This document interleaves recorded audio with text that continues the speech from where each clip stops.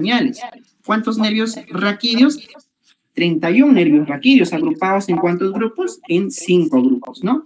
Los nervios craneales, desde nivel pre nos han enseñado. Por ejemplo, el primer nervio craneal, ¿cómo se va a llamar? Se va a llamar el olfatorio, ¿verdad? El segundo nervio craneal se va a llamar el óptico. El tercero, el motor ocular común, también denominado como oculomotor.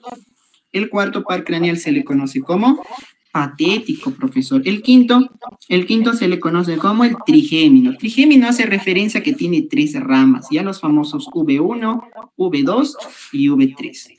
El sexto par craneal es el motor ocular externo. Otro nombre que recibe el sexto par craneal es el abdunces. El séptimo par craneal es el facial, como muy bien todos sabemos. El octavo par craneal es el vestíbulo coclear. El noveno es el glosofaringio. El décimo, que es bien curioso, ¿no? Se le denomina vago. El décimo par craneal se le conoce como el nervio vago. Ustedes dirán, ¿no? ¿Pero por qué se le conoce como vago? ¿Vago será porque no hace ninguna función? ¿Se le conocerá porque no trabaja? Todo lo contrario. El término vago viene del término vagare, ya que significa de trayecto errante. ¿Qué quiere decir eso, profesor? Que el vago va a estar distribuido prácticamente por casi todo el cuerpo humano. Ya vago significa de trayecto errante. No quiere decir que no trabaje nada. El onceavo par craneal es el accesorio, ¿no? Y el doceavo obviamente viene a ser el hipogloso, ya el hipogloso. Los nervios raquídeos están agrupados en 5 grupos, como muy bien sabemos desde el centro preuniversitario, se agrupan en cervicales, en torácicas, en lumbares, ¿no? En sacras y en coxígeas. ¿Cuántas cervicales tenemos? Tenemos 8 cervicales, ¿no? ¿Cuántas torácicas o cuántas dorsales también se le puede denominar? 12 torácicas. Profesor, ¿cuántas lumbares? 5 lumbares. ¿Cuántas sacras? 5 sacras. ¿Y cuántas coxígeas? Una sola coxígea. En total, ¿cuánto va a sumar? 31 nervios raquídeos. Esta es una manera general de nosotros cómo podemos entender acerca de los componentes del sistema nervioso, pero vista desde un punto anatómico, ya que hay una clasificación fisiológica también. Sin embargo, como estamos en histología, nos vamos a enfocar en una clasificación histológica. Profesor, ¿existe una clasificación histológica? Por supuesto que existe, ¿no? Es que se clasifica el tejido nervioso. Nosotros podemos clasificarlo en 2 componentes muy importantes. Lo que viene a ser las neuronas y las células gliales. Las neuronas, ¿qué son las neuronas, profesor? Las neuronas son prácticamente las células nerviosas que van a componer nuestro sistema nervioso. Son considerados como la unidad anatomofuncional de este sistema nervioso. Va a cumplir un montón de funciones. Por ejemplo, aquí te traigo, ¿no? ¿Qué funciones va a cumplir la neurona? Va a recibir información del medio interno, por ejemplo, los dolores viscerales, ¿no? Va a recibir información del medio externo, por ejemplo, cuando tú te quemas, ¿ya? ¿Quién trae esa información de dolor, de quemadura? Las neuronas. Y va a recibir información de otras neuronas mediante la comunicación, ¿no? ¿Qué más hacen las neuronas? Estas neuronas se encargan de integrar la información recibida y producir una señal de respuesta. Las neuronas también conducen la señal hasta su terminación hacia los teledendrones. También transmiten a otras neuronas, a otras glándulas, incluso a los músculos. Pero, profesor, ¿todo eso en qué lo puedo resumir? Todo eso se puede resumir en este término bien curioso, ¿no? Que viene a ser la sinapsis. La sinapsis prácticamente es la comunicación entre 2 neuronas. ¿Y qué va a comprender eso? Va a comprender todas estas funciones va a comprender. Ya, en resumen, las neuronas, ¿qué función hacen? Hacen la sinapsis. Por otra parte, tenemos a las células gliales. ¿Qué son las células gliales? Las células gliales son, pues, nada más y nada menos que las células de sostén. Estas células gliales son muchísimas más numerosas que las neuronas, en una proporción de 10:1. ¿Qué quiere decir eso, profesor? Que si existe una neurona, ¿cuántas células gliales va a existir? 10 células gliales, ¿ya? Eso nos menciona la literatura de Netter de histología. Ya Netter tiene un montón de libros, no solamente tiene de anatomía. Las células gliales a la vez se clasifican en dos tipos. Las que se encuentran en el sistema nervioso central se les conoce como las glías centrales. Las que se encuentran en el sistema nervioso periférico se les conoce como las glías periféricas. Sin embargo, soy consciente también, ¿no?, que desde el centro preuniversitario nos han ido enseñando otro tipo de clasificaciones, como las macroglias, las microglias, las células verdaderas, las células falsas. Sin embargo, no hay que hacernos tanto lío y hay que acomodarnos a lo que nos dice el libro de Ross, ¿no?, que podemos clasificarlo en las glías centrales, las que se encuentran en el sistema nervioso central, y las glías periféricas, ¿no?, las que están ubicadas en el sistema nervioso periférico. Profesor, ¿y quiénes son las glías centrales? Los más conocidos, ¿no?, los astrocitos, los oligodendrocitos, los ependimocitos y las microglias. Dentro de las glías periféricas que se encuentran en el sistema nervioso periférico, valga la redundancia, que ubicamos las células de Schwann y las células satélite. Cada uno va a comprender un montón de funciones, cada uno va a comprender ciertas características que les hacen propias. Listo, vamos a empezar primero con ¿cómo es que se forman estas neuronas? Al parecer no han tenido todavía embriología, hemos empezado un poco con histología, ya es por ello que vayamos a conocer, ¿no?, un poco de cómo se originan estas neuronas, estas células gliales, ¿no?, los ependimocitos, entre otros. Muy bien, como todos muy bien conocemos, ¿no?, aproximadamente en la segunda semana se genera el disco bilaminar. Tenemos que posteriormente en la tercera semana va a sufrir un proceso de gastrulación, la cual se va a generar tres capitas: el ectodermo, profesor, el mesodermo y el endodermo. El ectodermo posteriormente se va a diferenciar en un tejido que se le conoce como el neuroectodermo. Qué difícil, ¿no?, el neuroectodermo. Ese neuroectodermo va a sufrir una serie de procesos, las cuales nos van a dar origen a dos estructuras importantes. El neuroectodermo nos va a dar origen al tubo neural, lo vas a ver mejor en embriología como tal, el tubo neural, y también me va a dar origen a la cresta neural. Profesor, ¿y qué es el tubo neural? Suena que es como un tubo, ¿no? Y es así, literalmente es así. El tubo neural tiene forma de un tubito. Ya, tiene forma de un tubito. Y ese tubito, que se le conoce como el tubo neural, dentro de ella, o ese tubo neural está recubierto, todo el tubo neural va a estar recubierto por unas células que se le conocen como las células neuroepiteliales. Entonces, ¿qué son las células neuroepiteliales? Las células neuroepiteliales son aquellas células que van a recubrir el tubo neural. Esas células neuroepiteliales son pseudoestratificadas, ¿ya? Acuérdate, son pseudoestratificadas. Puede venir en tu post-it, ¿ya? Son células pseudoestratificadas. Profesor, pero ¿qué importancia tienen esas células neuroepiteliales? Esas células neuroepiteliales me va a dar origen a diversas células. Por ejemplo, una de ellas se va a diferenciar en un neuroblasto. Lo primero que va a ocurrir en su diferenciación de las células neuroepiteliales es que se va a diferenciar en neuroblasto. Es lo primero que hacen las células neuroepiteliales. Este neuroblasto posteriormente se va a diferenciar en lo que conocemos como la neurona. ¿Ya? Como la neurona.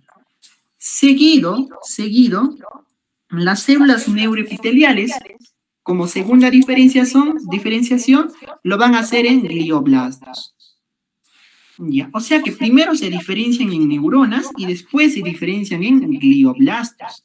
Sin embargo, estos glioblastos se van a volver a diferenciar. Se van a diferenciar en dos principales glías, lo que vienen a ser los astrocitos y los oligodendrocitos. ¿Ya? Los astrocitos y los oligodendrocitos derivan de los glioblastos. Pero profesor, tú también me habías dicho que las células ependimarias también son células gliales. Sí, pero las células ependimarias son la diferenciación de lo que queda de las células neuroepiteliales. Entonces, ¿cómo es la diferenciación de estas células neuroepiteliales que recubren el tubo neural? Lo primero que se van a diferenciar son en neuroblastos, que me va a dar origen a las neuronas. Los segundos se van a diferenciar en glioblastos, que me van a dar origen a los oligodendrocitos y a los astrocitos. Ambos me pertenecen al sistema nervioso central y también me van a dar origen a las células ependimarias, que también pertenecen al sistema nervioso central. En conclusión, todas las glías del sistema nervioso central derivan de las células neuroepiteliales, con excepción de una célula, la microglia. La microglia, como tú muy bien sabes, pertenece al sistema nervioso central, es un macrófago del sistema nervioso central, pero tiene la característica de que esta microglia no deriva de las células neuroepiteliales, no deriva del tubo neural, no deriva de la cresta neural, no deriva del neuroectodermo, tampoco del ectodermo. Profesor, ¿y de dónde deriva estas microglias? Estas microglias van a derivar del mesodermo, ¿ya? Del mesodermo. Específicamente de las células mesenquimatosas. Es la única glía del sistema nervioso central que deriva de otra capa germinativa, del mesodermo. Es un macrófago residente en el sistema nervioso central. Pero todas las células que he explicado pertenecen al sistema nervioso central. Y como tú muy bien sabes, las otras glías que no he mencionado, que pertenecen al sistema nervioso periférico, ¿de dónde van a derivar? Las glías del sistema nervioso periférico van a derivar de la cresta neural. ¿Cuáles son esas otras dos glías que pertenecen al sistema nervioso periférico? Las células de Schwann, ¿no? Las células de Schwann. Listo. A ver, las células de Schwann me van a derivar de la cresta neural y también las células de satélite, ¿ya? No te olvides, sistema nervioso periférico, sus glías van a derivar de la cresta neural. Sistema nervioso central, sus glías van a derivar de las células neuroepiteliales, excepto las microglias que derivan del mesodermo, específicamente de las células mesenquimatosas. Este es un plus nada más, porque esto lo vas a ver detalladamente en el tema de embriología. Sin embargo, es necesario ya que vayas entendiendo para poder comprender muchísimo mejor este tema de histología del sistema nervioso. Muy bien, una vez que hemos tocado ya acerca del origen de estos tejidos, de estas células, los más principales del sistema nervioso, vayamos con la neurona. La neurona, profesor, sí, tú me has dicho que es la mínima unidad funcional, no es la unidad anatomofuncional del sistema nervioso, que va a cumplir diversas funciones, que se va a resumir en el término de sinapsis. Esta neurona va a tener partes, y según el libro que tú agarres, te lo va a clasificar en diversas formas. Pero la que yo veo más conveniente es esta clasificación. La neuronita va a tener dos partes. Lo que viene a ser el soma por etimología, ¿qué significa? Soma significa cuerpo, ¿sí? Entonces, el soma o cuerpo neuronal es una división de la neurona, ¿ya? Es una parte de la neurona. Y la otra parte son las neuritas. Neuritas es sinónimo de prolongaciones. Entonces, la neuronita se va a dividir en dos, ¿no? Va a tener dos partecitas. El soma, que es toda esta región, y las neuritas. Las neuritas, ¿qué son? Son las prolongaciones que salen del somito. Todas las prolongaciones. Y tú sabes, ¿no? ¿Qué prolongaciones salen del soma? Una de ellas es, por ejemplo, las dendritas. Las dendritas son neuritas. Otra que sale del soma es el axón. El axón vendría a ser una neurita. Ya no te confundas. Neuritas son prolongaciones. Al soma o cuerpo también se le conoce como pericardio, ¿ya? Pero en realidad el pericardio, ¿qué es? Es el citoplasma que va a rodear al núcleo, ¿no? Pero algunas literaturas lo mencionan como sinónimo, ¿ya? Soma, cuerpo neuronal o inclusive pericardio. Vamos a estudiar principalmente el soma neuronal, el cuerpo neuronal. Este soma neuronal, cuerpo neuronal, algunos lo llaman pericardio. Dentro de ella, ¿qué va a poseer? Como toda célula básica, tú que has llevado ya biología, bioquímica, ¿no? Sabes que toda célula tiene su núcleo. Un núcleo, ¿no? El núcleo de la célula, de la neurona, de esta célula, ¿qué forma tiene? Va a tener una forma vesicular. Y dentro de ese núcleo va a poseer un nucleolo. Ese nucleolo va a ser bastante prominente. Es bien prominente el nucleolo que está dentro del núcleo. ¿Ya? Son características que debemos de conocer y nunca olvidarnos. Como toda célula, también lo que le rodea al núcleo, su citoplasma, ¿no? Posee su citoplasma.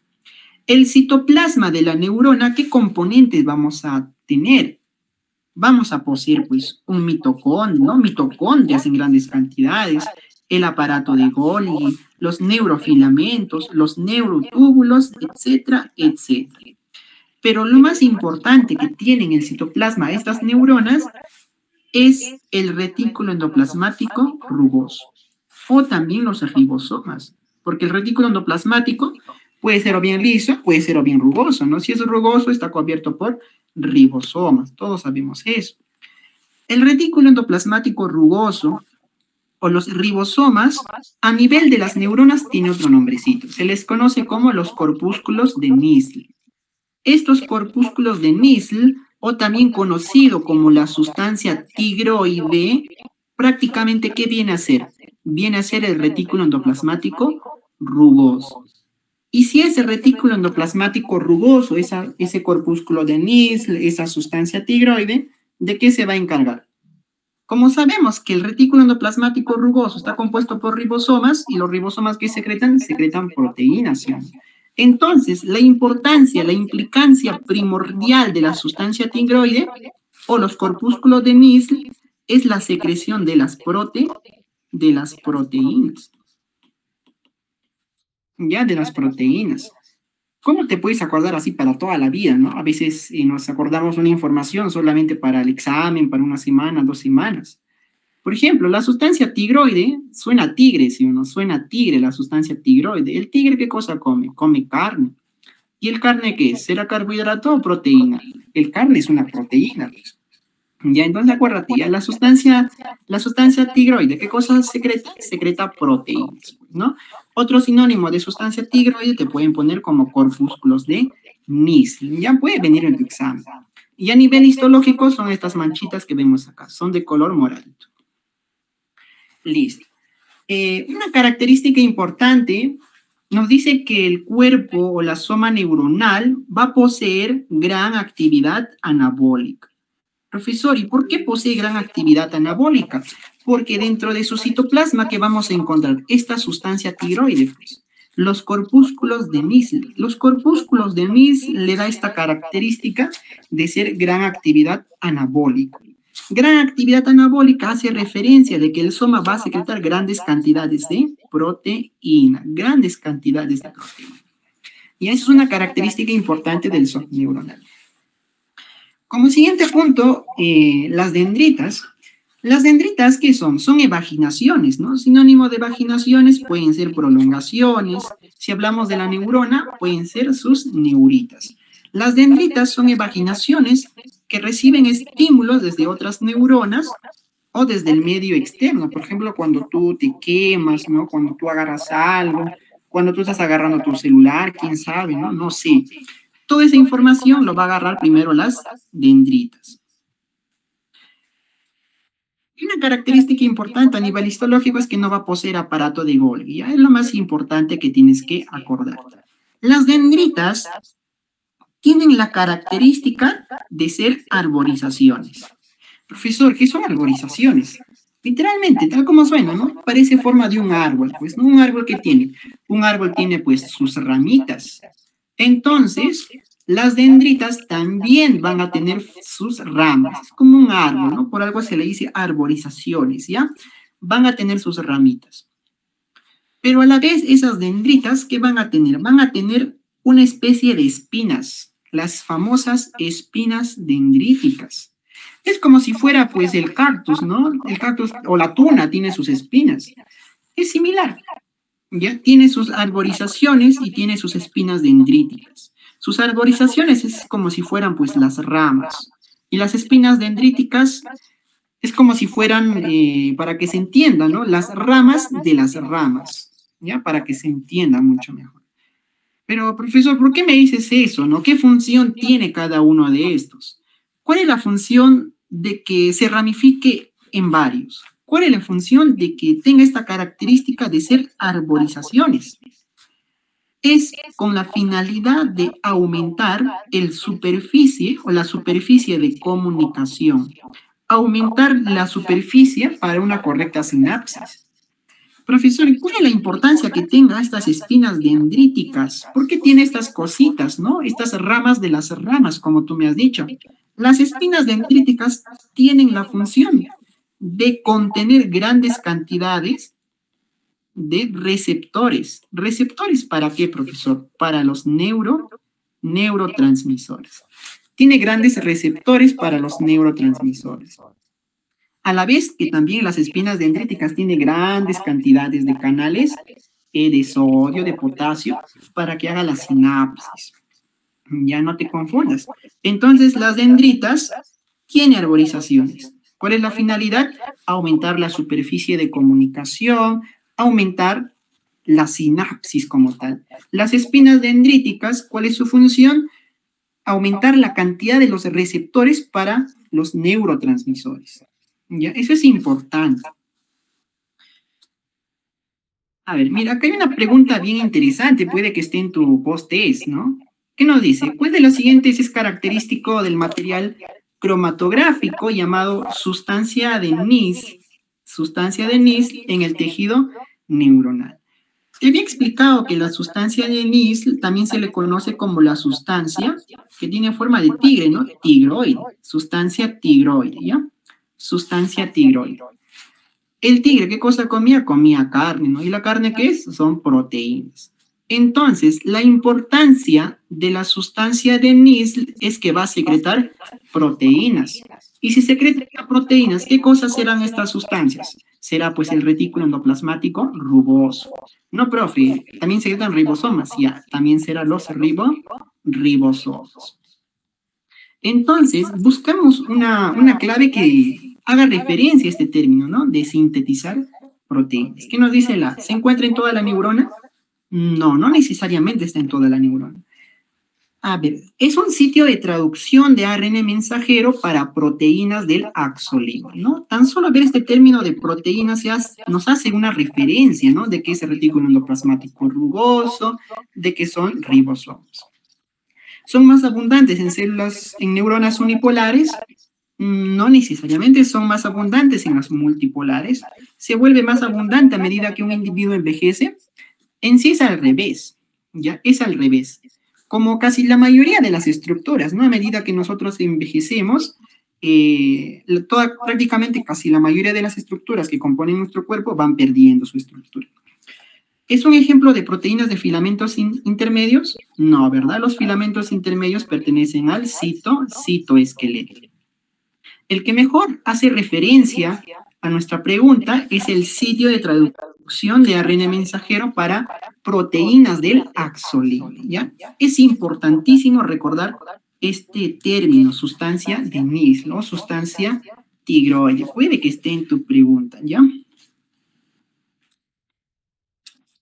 Muy bien, la neurona no solamente se va a componer de somas, no solamente va a tener dendritas, ¿verdad?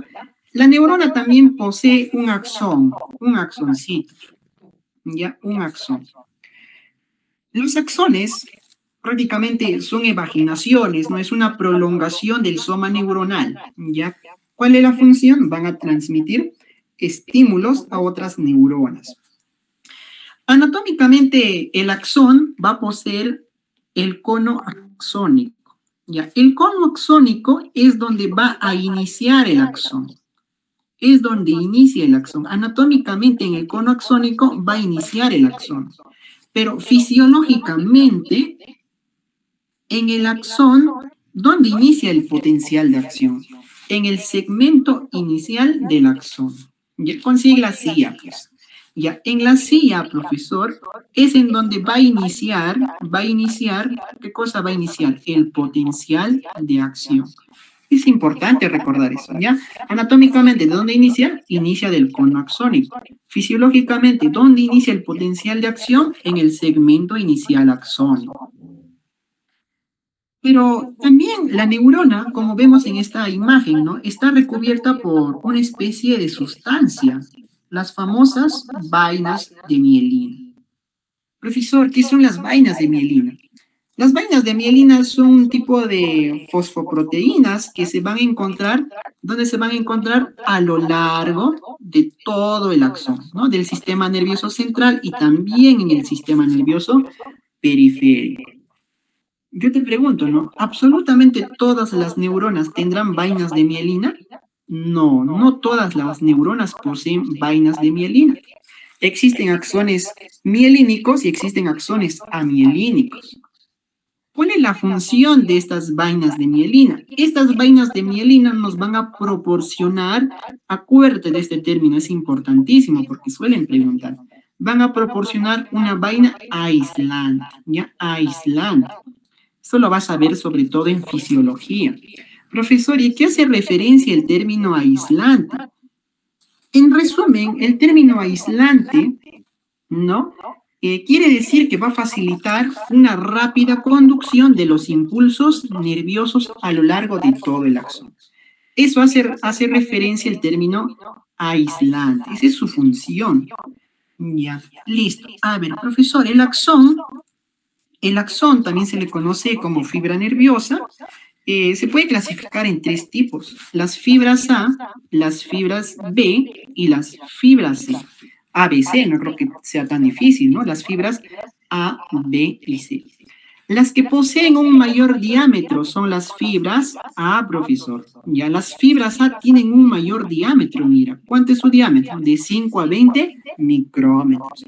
Las fibras B tienen un diámetro mediano de 2 a 3 micrómetros. Las fibras C poseen un menor diámetro. Las fibras A tienen esa capacidad de, ¿no? de generar y facilitar la rápida conducción de los impulsos nerviosos a una velocidad de 120 a 130 metros por segundo.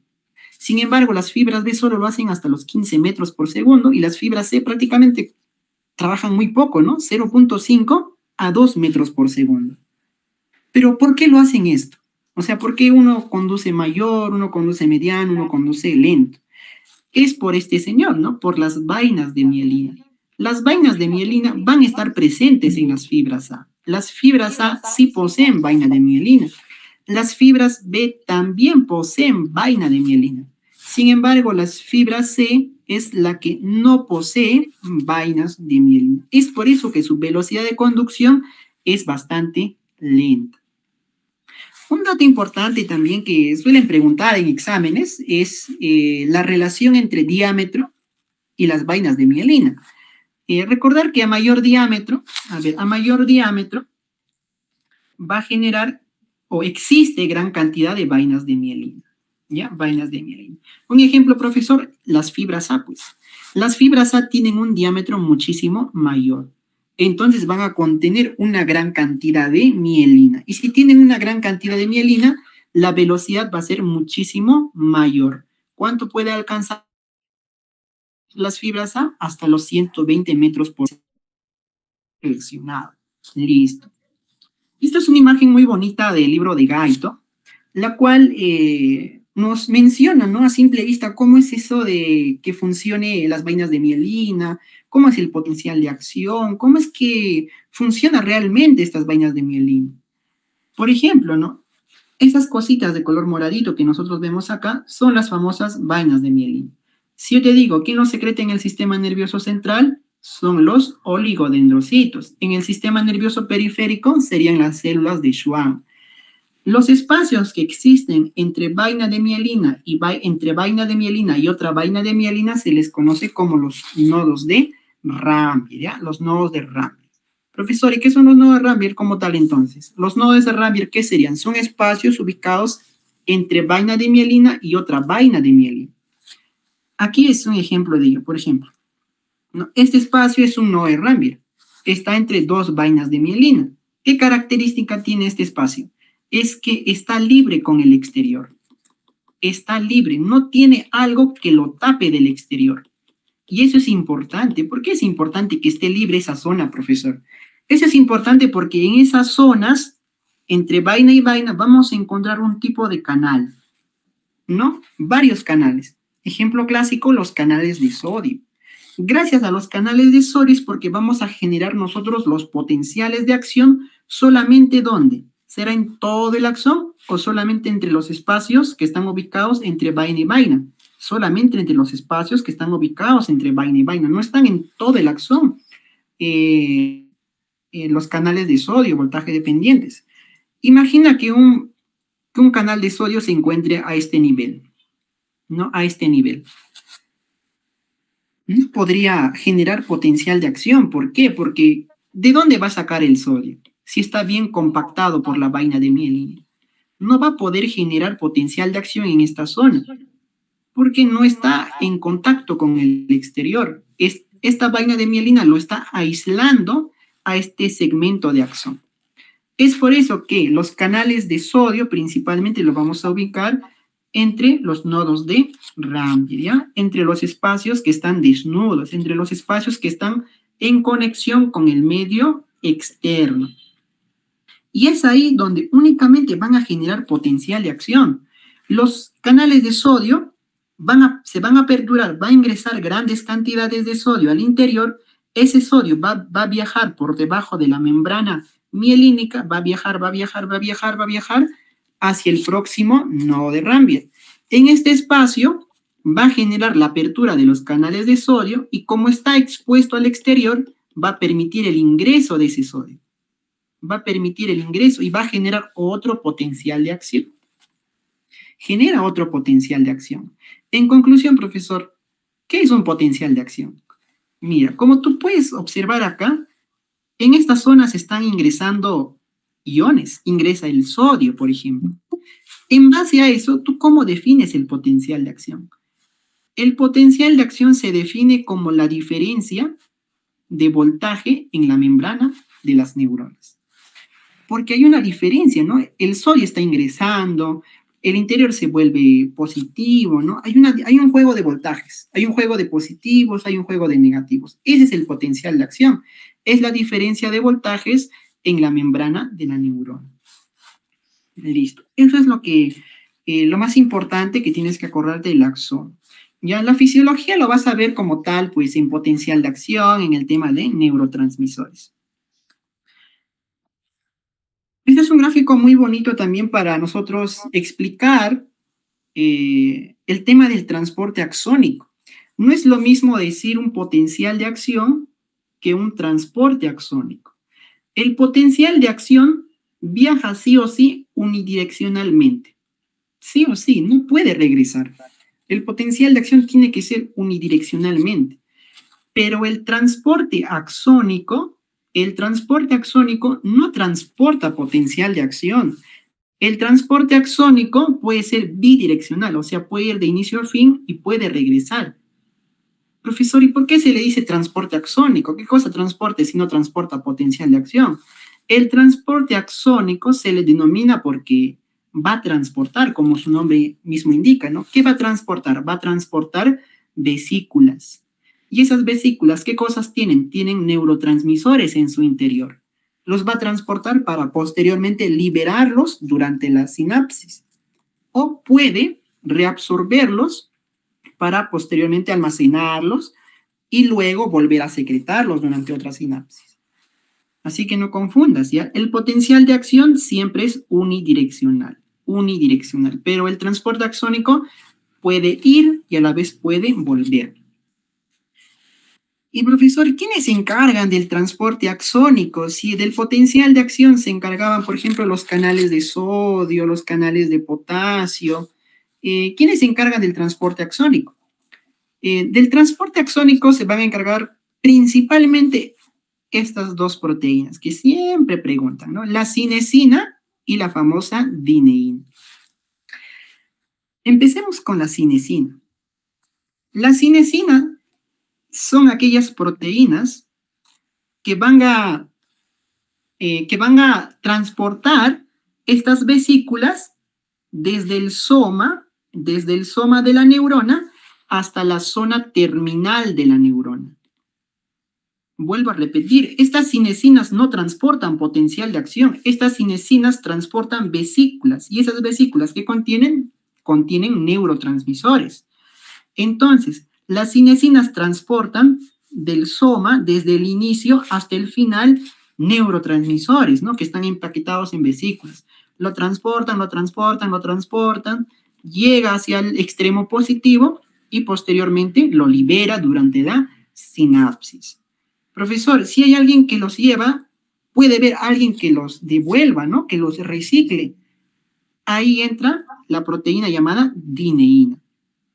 La dineína capta las vesículas que se han reciclado, que no se han utilizado, los que se han recaptado, las dineínas lo captan y lo transportan de la zona terminal hacia el inicio, pues, de los teledendrones hacia el soma neuronal. Las dineínas transportan esas vesículas, lo transportan y lo almacenan. Eso hacen las dineínas. Profesor, ¿y la dirección de ir y volver tienen algún nombre? Claro que sí. Por ejemplo, cuando algo va desde el soma hacia su lado terminal, hacia su lado más distal, hacia los teledendrones, por ejemplo, se le conoce como anterógrado, ¿ya? Anterógrado. A de adelante, acuérdate, pues, ¿no? Anterógrado. Va desde el inicio a su final. En cambio, cuando algo vuelve desde la zona terminal hacia el soma o al cuerpo neuronal, se le conoce como retrógrado. Profesor, ¿qué es el retrógrado? Es cuando, ¿no?, las vesículas vuelven hacia el soma o cuerpo neuronal. Yo te puedo preguntar de esta manera, ¿no? ¿Quiénes se encargan o qué proteínas se encargan del transporte anterógrado? ¿Qué me vas a responder? Las cinesinas. ¿Por qué las cinesinas? Porque las cinesinas son proteínas que llevan vesículas desde la soma hasta su lado terminal. Ese transporte, ¿cómo se llama? Anterógrado. Su contrario, retrógrado, de retroceder, pues, ¿qué hace? Las dineínas principalmente, ¿no? Las dineínas captan las vesículas que no se han liberado, lo almacenan y lo transportan desde su lado terminal hacia el soma o cuerpo neuronal. Esa es la función principal de las dineínas y las cinesinas.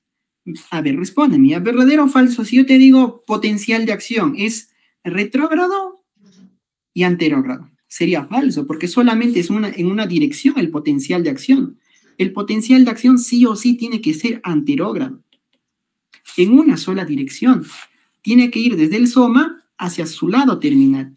Pero el transporte axonal, el transporte de sustancias, el transporte de vesículas, puede ser de dos direcciones. Puede ser anterógrado o puede ser retrógrado. Esa es una diferencia clave importante, no te confundas. Yo por lo menos me confundía. Parece chiste, pero a la hora del examen a veces te confundes, ¿no? Potencial de acción, anterógrado. Ya transporte axonal puede ser anterógrado o puede ser retrógrado. ¿Quiénes se encargan de transportar las vesículas desde el soma hacia su lado terminal? Las cinesinas. ¿Quiénes se encargan de transportar las vesículas de su lado terminal hacia su soma o cuerpo neuronal? Las dineínas. Ya hace un transporte retrógrado. Pareciera fácil, pero a veces te confundes, ¿no? Como suenan casi lo mismo, cinesina, dineína, a veces hay una confusión de términos. Yo, por ejemplo, me acuerdo de esta manera. El término cinesina empieza por cine, ¿no? El cine. ¿Tú a qué vas al cine, no? Tú vas al cine a ver toda la película. Tú vas al cine, inicia la película y sales cuando termina la película. No creo que tú vayas al cine solamente para ver los créditos, para ver quiénes han actuado. Cinesina entonces va desde el inicio hasta el final. Ese transporte se llama anterógrado. Y todo lo contrario sería el retrógrado, que está comandado por la proteína llamada dineína. ¿Ya? Dineína. Aquí hay dos términos importantes que vamos a ver también posteriormente en el tema de degeneración neuronal. que es el extremo positivo y el extremo negativo. Estos dos términos, ¿a dónde están apuntando? A este tubito de color verde, ¿sí o no? Este tubito de color verde se le conoce como microtúbulo. Por ese microtúbulo es por donde se van a transportar las cinesinas y las dineínas. Ya por ese tubito es como si fuera un camino, un puente, las cuales esas proteínas van a ir y van a volver. Y ese microtúbulo se le conoce como los extremos, ¿no? Sus extremos son negativos y sus extremos son positivos. ¿Por qué? Imaginemos que existe una lesión a este nivel. Nos pongamos un machetazo ahí, ¿no? Una lesión a ese nivel. La característica principal del microtúbulo es que su extremo positivo tiene la capacidad de regenerarse. Se puede regenerar, hace una regeneración rápida. Sin embargo, su extremo negativo del microtúbulo no hace una regeneración completa. Ya, eso lo vamos a ver muchísimo mejor en el tema de generación neuronal. Es importante recordar este tema porque suelen preguntar bastante.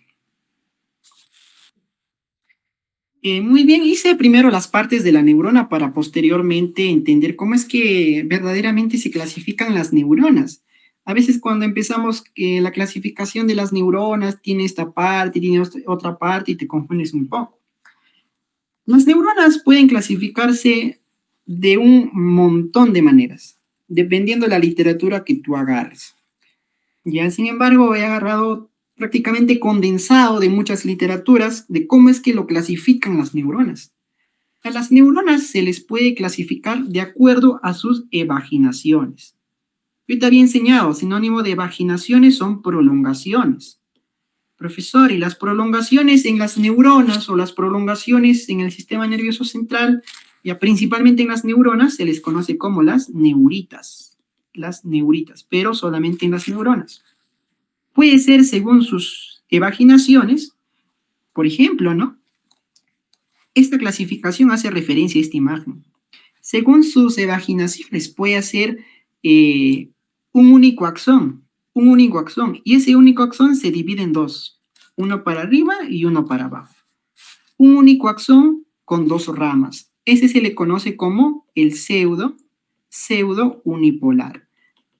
Profesor, en mi libro no está como pseudo unipolar, está como unipolar nada más. También se le conoce como unipolar. También otra clasificación según el número de sus evaginaciones, según el número de las prolongaciones que parten del soma, puede ser el famoso bipolar. Las neuronas bipolares. Las neuronas bipolares, ¿qué característica tienen? Que del soma parten dos axones, un axón para arriba y un axón para abajo, como se puede observar en esta imagen.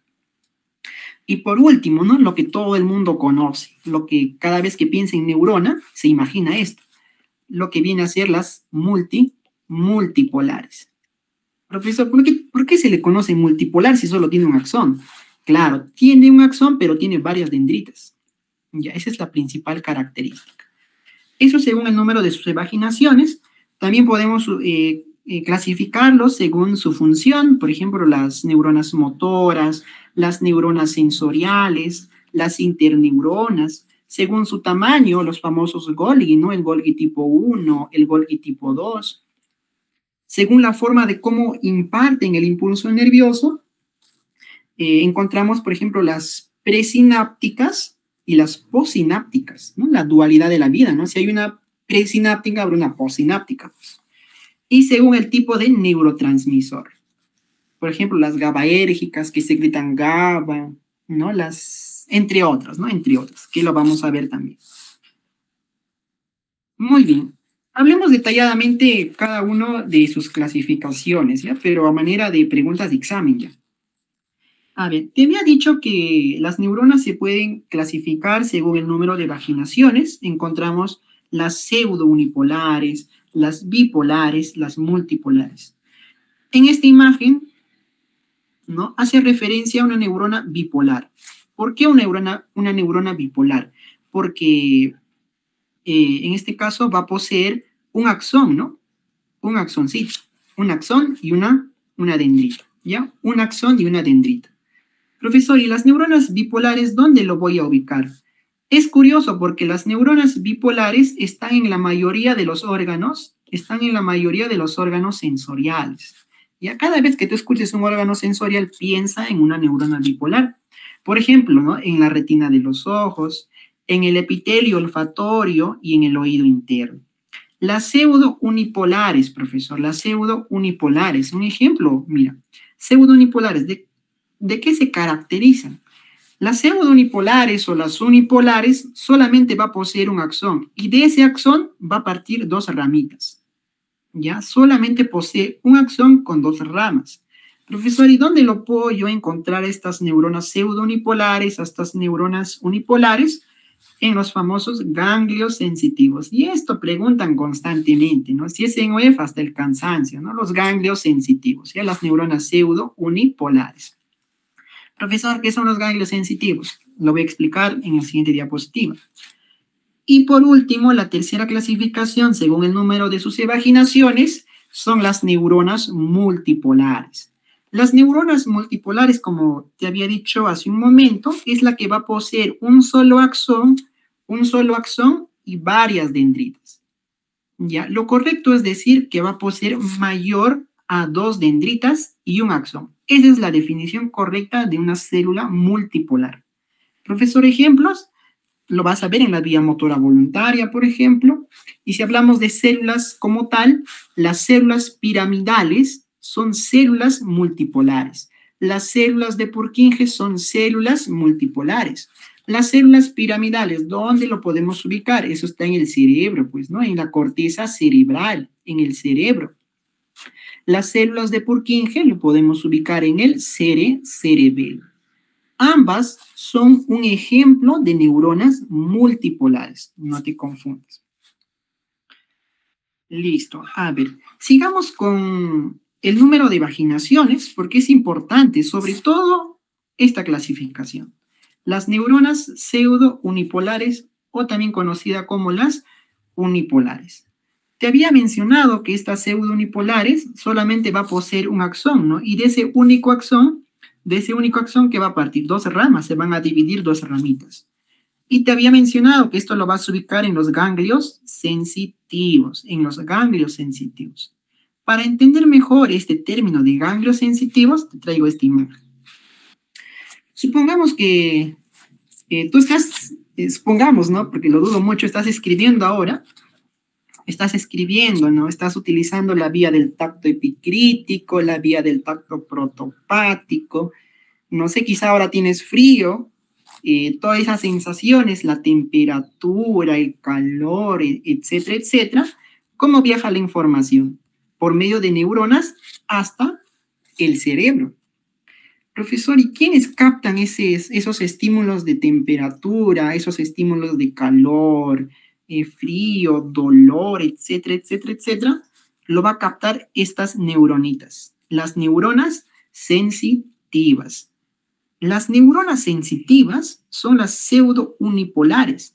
Estos captan la información y el soma o cuerpo neuronal se van a ubicar en el ganglio de la raíz dorsal, ¿ya?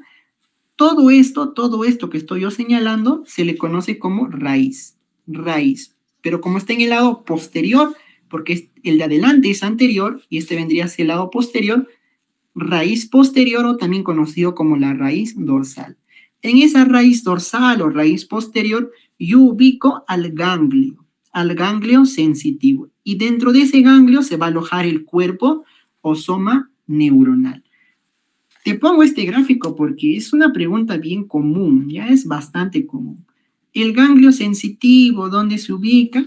En la raíz dorsal. ¿Qué tipo de neurona es? Son las células pseudounipolares. Si no te viene pseudounipolares, unipolares también te puede venir. ¿Ya? Y también te había dicho que las multipolares, ejemplos, ¿no? Las células piramidales que están ubicadas en el cerebro, las células de Purkinje que están ubicadas a nivel del cerebelo. Sencillo. Otra clasificación de las neuronas es según su función, lo podemos dividir en tres, ¿no? Las neuronas sensitivas, las interneuronas, también llamado las neuronas de asociación, y las neuronas motoras. Para entender esto, vamos a recordar el tema de arco y acto reflejo. Seguramente ahorita muchos están craneando, ¿no? Arco, acto reflejo, la diferencia de ambos. Arco reflejo hace referencia a las estructuras que componen el acto reflejo. ¿Y el acto reflejo qué será? Ya será la acción del arco reflejo. No es un juego de palabras nada más.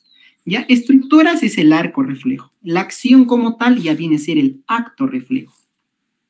Profesor, ¿y quiénes componen el arco reflejo? Son 5 componentes, ¿no? A nivel pre nos habían enseñado que va a existir un órgano receptor como primer componente, la neurona sensorial como segundo componente, a la neurona sensorial también se le conoce como neurona aferente, muchos se confunden, ¿no? Aferente, eferente, ¿cómo me puedo acordar? El aferente es aquel que entra, ¿ya? Es aquel que entra. Y el eferente es aquel que sale. El eferente es aquel que sale. Así acuérdate con lo que termina. Si entra, es aferente. Si sale, es eferente. Todos los estímulos, por ejemplo, cuando tú te quemas, la primera neurona sensorial viene a ser aferente, ¿ya? Es la neurona sensorial o la neurona aferente.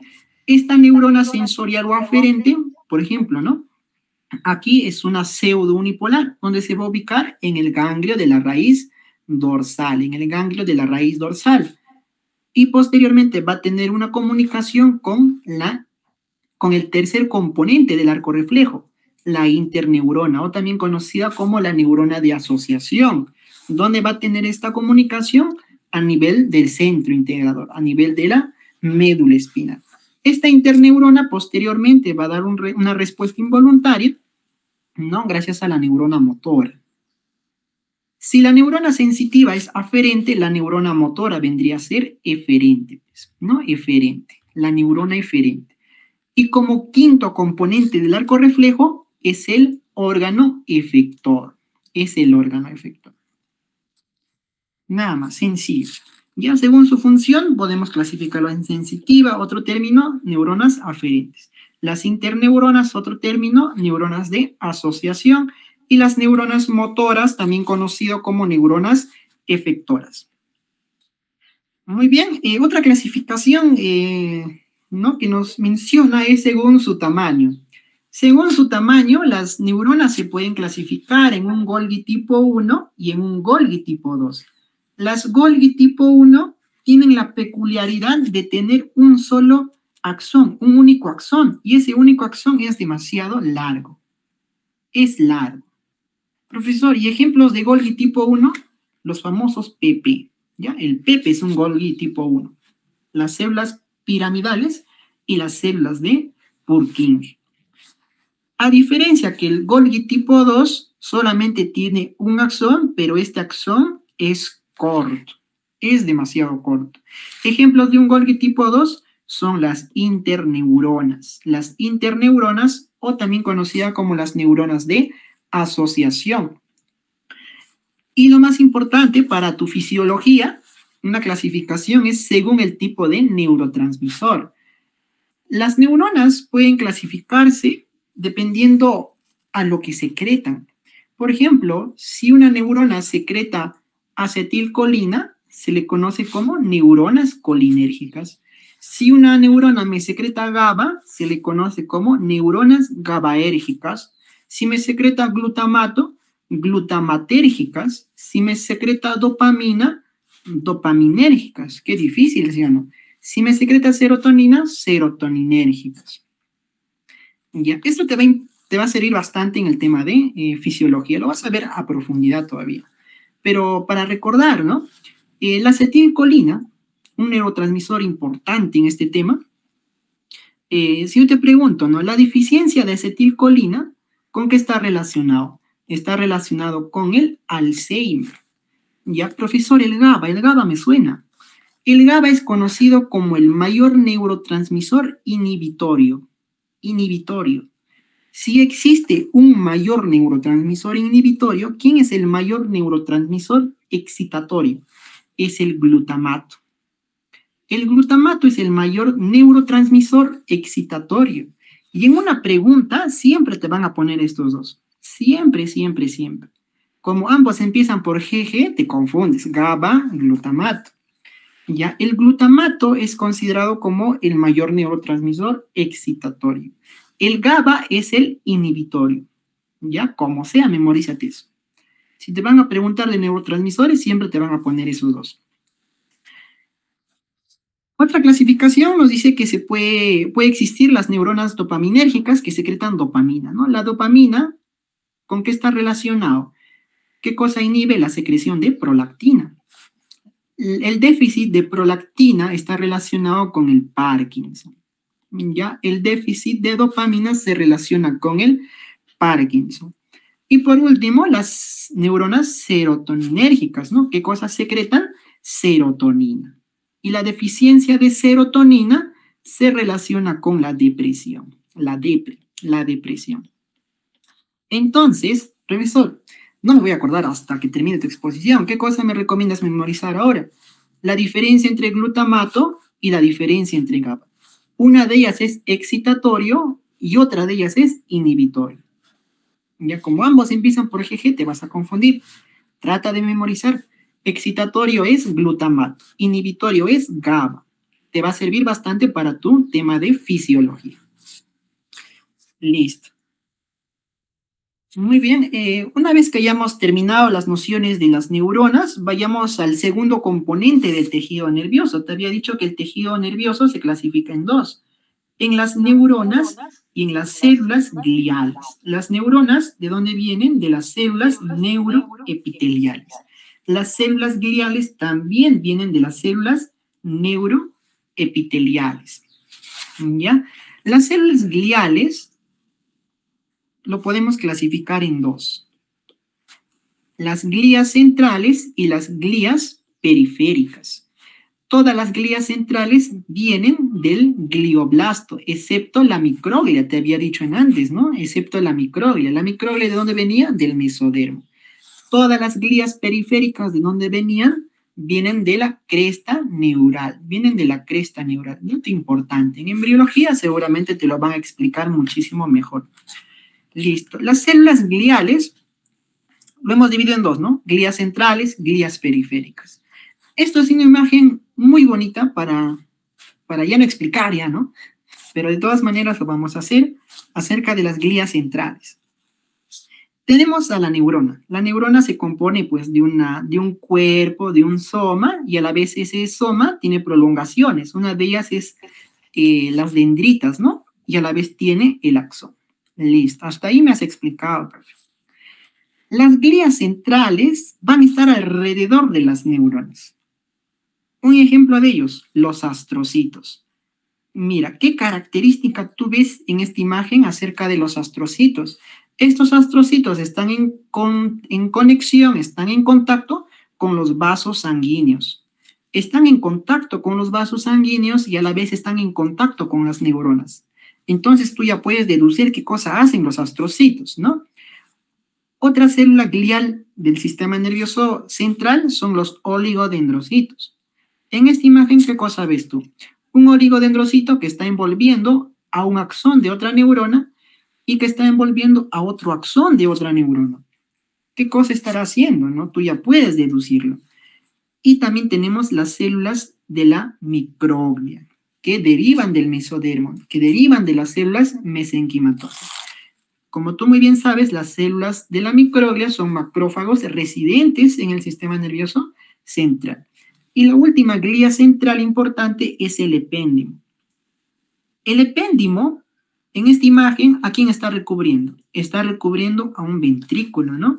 Entonces, ¿cuál será la función del epéndimo? Recubrir las cavidades, ciertas cavidades que contengan líquido cefalorraquídeo. Lo vamos a ver uno por uno. Empezamos con los astrocitos. Los astrocitos que derivaban de los glioblastos se pueden encontrar de dos formas. Los astrocitos protoplasmáticos y los astrocitos fibrosos. Cada uno tiene sus diferencias y características. Los astrocitos protoplasmáticos son aquellos astrocitos que los vamos a ubicar principalmente en la sustancia gris. Los astrocitos fibrosos, si uno está en el gris, el otro ¿dónde estará? En la sustancia blanca, profesor. Los protoplasmáticos, los astrocitos protoplasmáticos, como podemos observar en esta imagen, tiene prolongaciones, pero esas prolongaciones son de menor longitud, son pequeñas nada más. Sin embargo, tiene una diversidad de ramas cortas, tiene muchísimas ramas cortas. Los astrocitos fibrosos son prolongaciones también, pero va a tener prolongaciones largas, a diferencia de los protoplasmáticos que tienen prolongaciones cortas. Tienen prolongaciones largas y son muy delgadas, y son demasiado delgadas. En conclusión, profesor, ¿qué función cumplen los astrocitos? Los astrocitos hacen la función de formar principalmente la barrera hematoencefálica. Desde el CEPRE nos han enseñado hasta el cansancio esto. Y también hace el movimiento de metabolitos y desechos desde las neuronas hacia estos mismos, o sea, hacia los astrocitos. Si yo te pregunto, ¿no? ¿Quién de los dos astrocitos hace principalmente o forma principalmente la barrera hematoencefálica? La que forma principalmente la barrera hematoencefálica son los astrocitos protoplasmáticos. Estos son los principales, ¿ya? Como siguiente componente de las células gliales son los oligodendrocitos. Estos oligodendrocitos, que también derivaban de los glioblastos, son aquellos que van a formar la vaina de mielina. ¿Pero dónde forman la vaina de mielina? En el sistema nervioso central. Profesor, ¿es la única característica? No. ¿Qué característica posee? Mira, este oligodendrocito que nosotros observamos en esta imagen, ¿a quiénes están enrollando? A varios axones, muchísimos axones. Entonces, una de las características que va a diferenciar de las células de Schwann que secretan vainas de mielina, forman vainas de mielina en el sistema nervioso periférico, es que estos oligodendrocitos van a formar vainas de mielina en varios axones, Sin embargo, las células de Schwann, que también secretan vainas de mielina, lo van a hacer solamente en un axón. Esa es la principal diferencia que tenemos que recordar. A ver, las microglias. Te había dicho que las microglias son macrófagos residentes en el sistema nervioso central. ¿Por qué, profesor? Porque las microglias no derivan de las células neuroepiteliales. Las microglias no derivan del ectodermo, sino que las microglias van a derivar de las células mesenquimatosas, van a derivar del mesodermo, y el resto va a derivar del ectodermo. O sea que el ectodermo me va a dar origen a las neuronas, me va a dar origen a los astrocitos, a los glioblastos, etcétera, etcétera. ¿Qué características poseen las microglias? Las microglias son consideradas como las células gliales más pequeñas, son las más pequeñitas, es por eso que se le conoce como microglia. Y si existe una microglia, ¿habrá una macroglia? Claro, el resto de las células gliales son macroglias. La única microglia sería este macrófago residente que está en el sistema nervioso central. Se origina del mesodermo, no del ectodermo, se origina del mesodermo, ¿ya? Y pertenece al sistema monocito macrófago, ¿no? Y si es un macrófago, ¿cuál es su función? Realiza la fagocitosis. Difícil no es. Otra célula glial importante son los ependimocitos. Estos ependimocitos, la función va a ser que van a formar el revestimiento de las cavidades que están llenas de líquido cefalorraquídeo. Profesor, yo en mi libro he encontrado el término de tanicito. ¿Qué son los tanicitos? Con esta imagen vas a entender mejor. Este es un ependimocito, ya este es un ependimocito. Este es un ependimocito que va a cubrir cavidades que están llenas de líquido cefalorraquídeo. Sin embargo, los tanicitos también son ependimocitos, pero estos tanicitos han sufrido un cambio estructural. Son diferentes a los ependimocitos, solo que han sufrido un cambio estructural. ¿Y qué conecta este tanicito? Mira, está comunicando la sangre, los vasos sanguíneos y las cavidades que tienen líquido cefalorraquídeo. ¿Y esto con qué finalidad? Esto con la finalidad de que el cerebro que es un órgano demasiado complejo, el cerebro tiene que testear, ¿no? Tiene que testear cómo está la composición de este líquido cefalorraquídeo, cómo está su glucosa, cómo están sus aminoácidos, cómo están las otras sustancias. Tiene que estar completamente seguro que ese líquido cefalorraquídeo no esté fallando, ¿ya?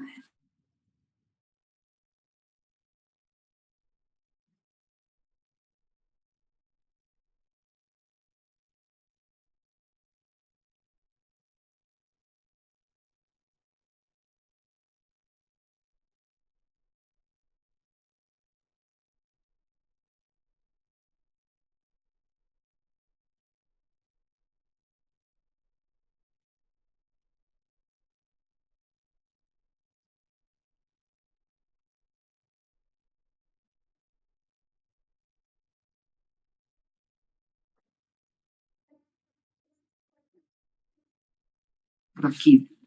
La célula de Schwann, te había mencionado antes que los oligodendrocitos secretan o forman la vaina de mielina en el sistema nervioso central. ¿Y quiénes se encargan de secretar vainas de mielina o formar vainas de mielina en el sistema nervioso periférico? Las células de Schwann. También te había comentado que las células de Schwann solamente le forman a un solo axón la vaina de mielina. Esta imagen de Netter de histología es bien bonita, ya que explica cómo es que lo forman, cómo es que se forma esta vaina de mielina, tanto en la célula de Schwann y en los oligodendrocitos. Esta célula de Schwann, a la hora de envolver a este axón único, se va a generar tres regiones. Una región abaxonal es la que está fuera, es la membrana que está fuera, la que no está recubriendo al axón.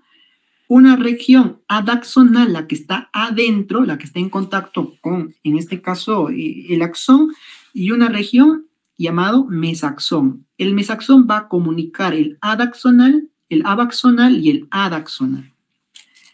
Posteriormente, para que forme la vaina de mielina, la región del mesaxón se introduce y se empieza a enrollar, se introduce y se empieza a enrollar hasta formar, ¿no?, una vaina de mielina bien compactada. ¿Ya? Lo mismo es en el oligodendrocito. ¿Cuál es la diferencia? Que secreta o forma vainas de mielina en el sistema nervioso central y lo hace en varios axones, ¿no? Empieza a envolver a través de su mesaxón, que es un sitio de unión del abaxonal y el adaxonal. Otra característica principal y que no tenemos que olvidar nunca es cómo están organizadas esas vainas de mielina en el sistema nervioso central y el sistema nervioso periférico. Por ejemplo, ¿no?, aquí tengo una vaina y otra vaina que están formadas por los oligodendrocitos en el sistema nervioso central. Y antes te había explicado que el espacio que ocupa, ¿no?, entre vainas se llama nodos, ¿no?, los nodos de Rambier.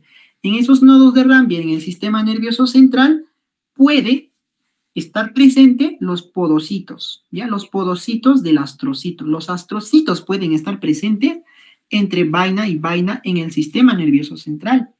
Sin embargo, en el sistema nervioso periférico, las vainas que se han formado gracias a las células de Schwann van a estar interdigitadas, ¿ya? Van a estar interdigitadas. Una membrana delgada que se va a conectar con la otra membrana delgada de la otra vaina formada. Esa es una principal diferencia también de cómo es que se forman estas vainas de mielina. Y por último, ¿no?, la célula glial. Bien curioso son las células de satélite. La célula satélite, ¿dónde lo podemos ubicar? ¿Te acuerdas que te había mencionado un gráfico acerca del ganglio de la raíz dorsal donde se ubicaba el soma neuronal? A ese soma neuronal que está ubicado en ese ganglio de la raíz dorsal, esta célula satélite lo va a empezar a encapsular, a envolver. Entonces, Estas células, ¿cuál va a ser su función? Van a encapsular, van a envolver los somas neuronales en los ganglios de la raíz dorsal. Eso es lo más importante de las células satélite. ¿Y cómo nosotros podemos condensar todo lo que hemos aprendido, no?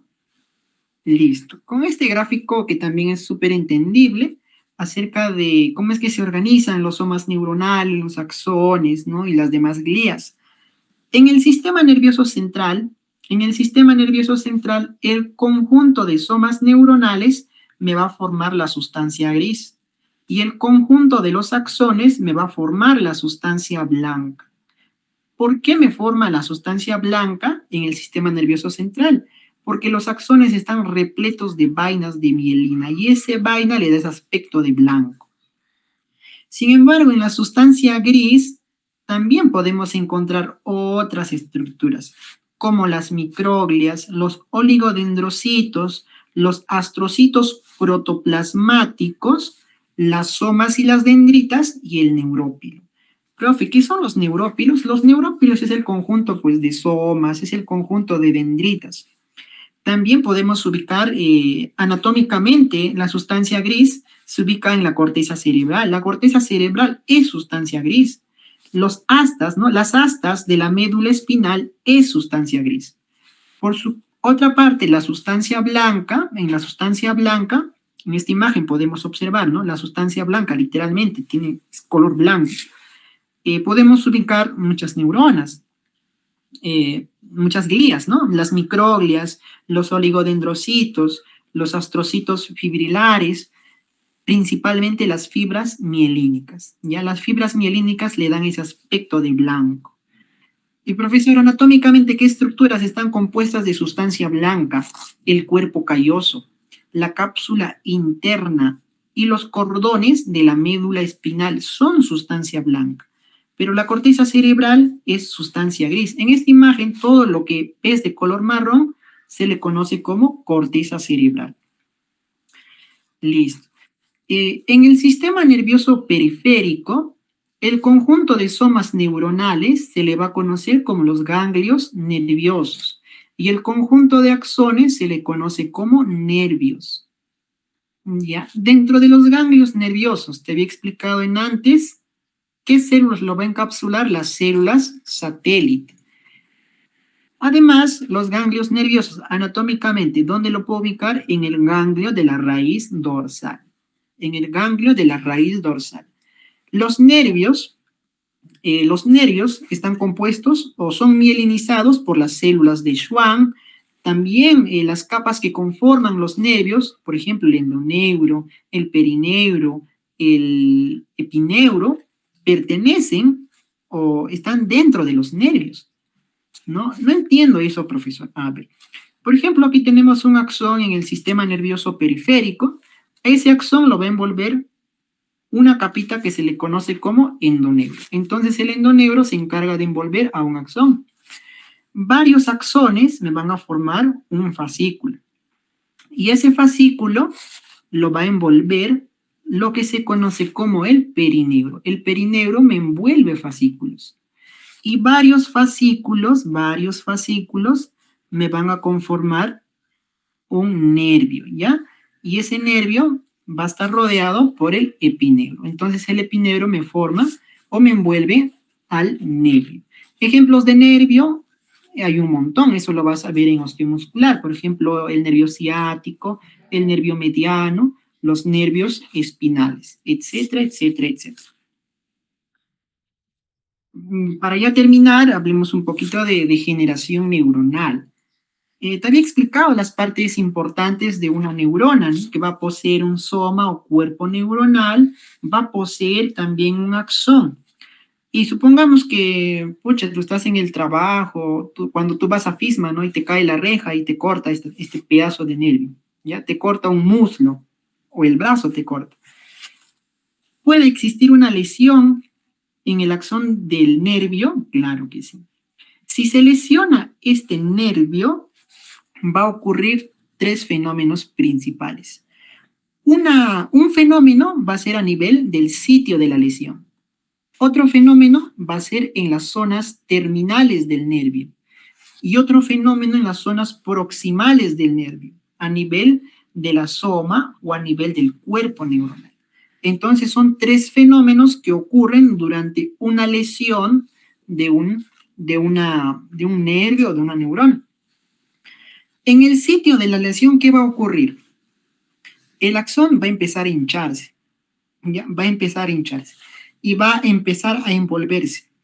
Esto con la finalidad de que no se pierda el axoplasma, el citoplasma del axón, para que no se pierda, porque esto ha sido cortado, imagínense. Entonces se empieza a envolver, se empieza a hinchar para que no se esparza el axoplasma. Otro fenómeno que va a ocurrir es en la zona distal.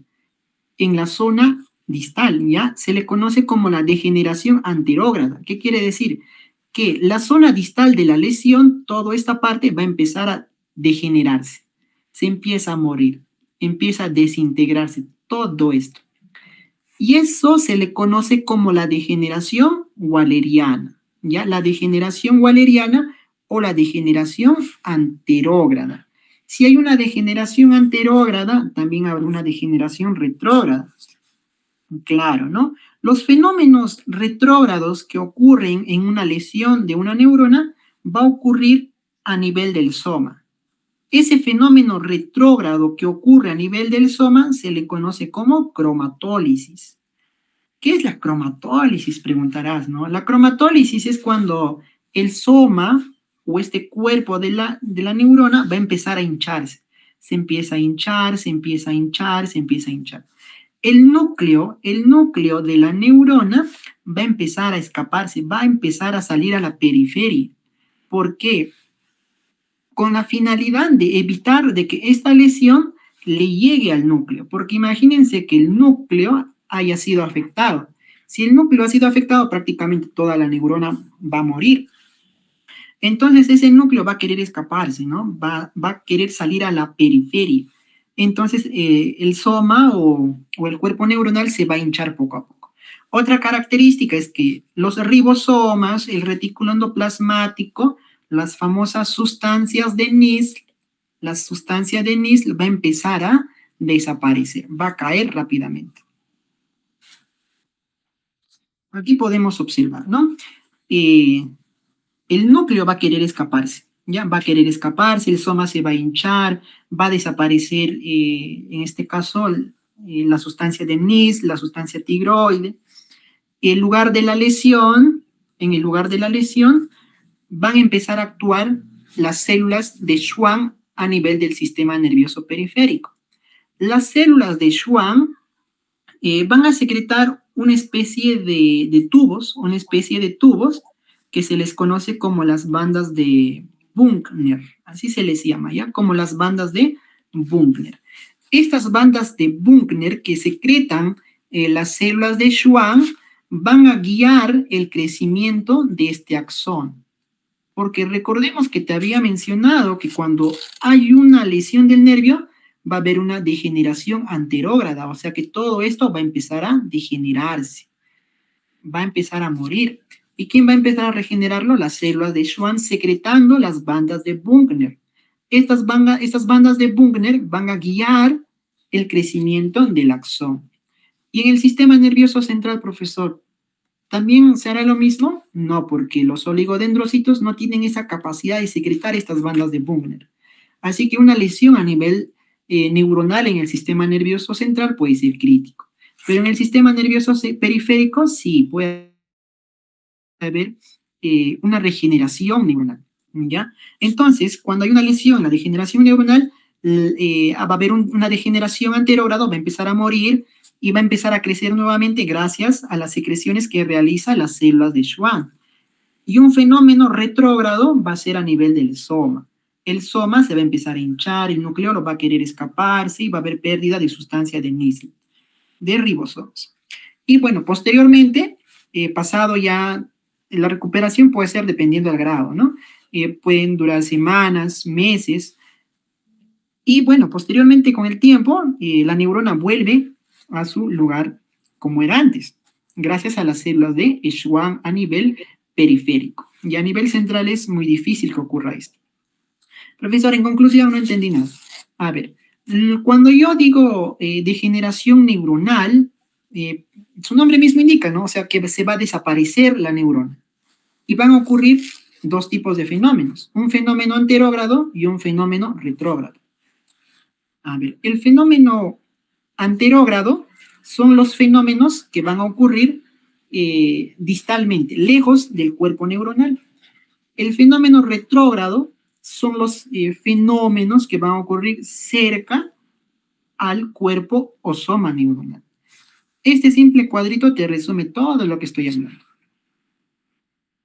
A ver, respondamos esta pregunta en función a lo que estuve explicando. ¿Qué nos dice? Paciente con trauma por accidente de tránsito. El examen nos muestra que tiene una herida punzocortante en el muslo derecho. Tiene paresia y parestesia de pierna derecha. ¿Cuál es el diagnóstico? Lesión de segundo grado del nervio ciático derecho. Eventos histológicos ocurridos en el nervio. Es una pregunta, mira, de residentado en el año 2014. Profesor, no entendí nada de nada. Ya, solamente acuérdate, ¿no? Muslo derecho. Si yo hablo de muslo derecho, ya estoy hablando del sistema nervioso periférico. Va a haber un nervio que va a inervar toda esa zona, ¿no? No dice nervio ciático derecho. Entonces estamos a nivel del sistema nervioso periférico. Te he explicado que si una neurona sufre un corte, van a ocurrir tres fenómenos. Un fenómeno a nivel local, otro fenómeno en la parte distal, y otro fenómeno en la parte proximal. La degeneración de la parte distal de la neurona se le conoce como la degeneración anterógrado, o también en algunas literaturas se le conoce como la degeneración waleriana. Entonces, la degeneración waleriana se ubica principalmente en la parte distal de la neurona. Y el fenómeno retrógrado es la cromatólisis.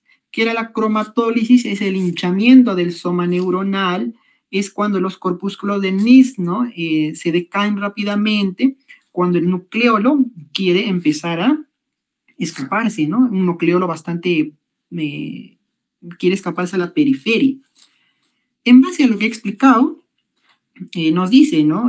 Los eventos ocurridos en esta lesión de nervio son, obviamente, la cromatólisis retrógrada, ¿ya? La cromatólisis tiene que ser retrógrada porque la cromatólisis solamente se da a nivel del soma neuronal. Y si está cerca, próximo al soma neuronal, es retrógrado. Y si ocurren fenómenos distal al soma neuronal, es anterógrado, la famosa degeneración waleriana. Entonces van a ocurrir la cromatólisis retrógrada y la degeneración waleriana. Esas dos principales. La alternativa A. Puede que algunas preguntas que ya hemos resuelto te vengan en tu postes. La histología de la corteza cerebral, para ya terminar y no hacer larga esta exposición, se clasifica, ¿no?, en 6 capitas. Te había dicho que la corteza cerebral es la sustancia gris del cerebro. Es la sustancia gris del cerebro. Todo lo que ves de marrón en este gráfico es la corteza cerebral. Todo lo que ves de marrón. Esa capita de color marrón se va a clasificar en 6 capas. Una capa molecular, una capa granular externa, otra capa celular piramidal externa, la capa granular interna, la más importante, la capa ganglionar o la capa de las células piramidales, y la capa celular multiforme o polimórfica. En la capa molecular, ¿qué cosas voy a encontrar? Las células horizontales y células gliales centrales. En la capa granular externa, las células estrelladas y las glías. En la capa celular piramidal externa, las neuronas piramidales y diversas glías. En la capa granular interna, las células estrelladas y también las glías centrales. Lo más importante, ¿no? Las células gigantes de Betz. Pregunta clásica también. ¿En qué capa de la corteza cerebral se ubica?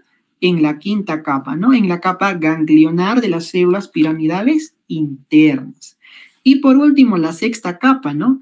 Su nombre indica, es una capa celular multiforme, polimórfica, o sea que quiere decir que existen células de diversas formas. A ese conjunto de células de diversas formas se les conoce como las células de Martinotti. ¿Tengo que acordarme cada uno de estos?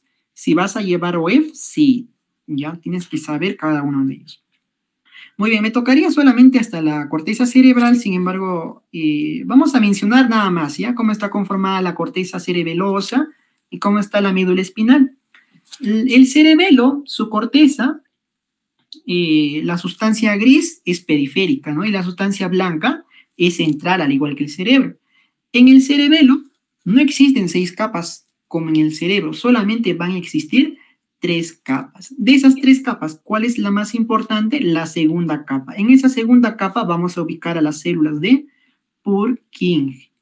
¿Y cómo se llama esa segunda capa? Qué difícil, mira. Se llama la capa de las células de Purkinje. Así se les conoce.